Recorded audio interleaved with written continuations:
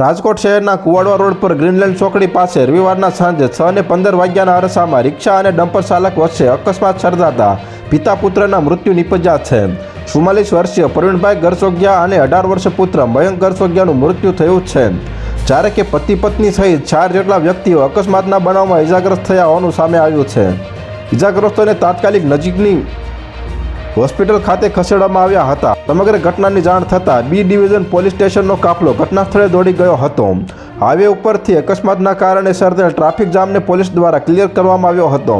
ઇજાગ્રસ્ત થયેલા જનકબા પરમાર, મધુબેન જાદવ, નારણભાઈ જાદવ તેમજ એક જાણ્યા વ્યક્તિને સારવાર અર્થે હોસ્પિટલ ખાતે ખસેડવામાં આવ્યા છે।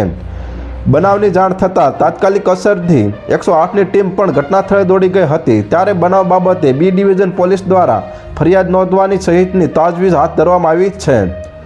તો હાલ અત્યાર માટે આટલું જ મિત્રો। ફરી મળીએ નવી અપડેટ સાથે। તે પહેલાં વિડીયોને લાઇક કરી ગુજરાત ટોપ ન્યૂઝ ચેનલને સબસ્ક્રાઇબ કરી દેજો અને પાછળ બેલ આઇકન પણ દબાવી દેજો, જેથી તમને નવી ખબરો મળતી રહે।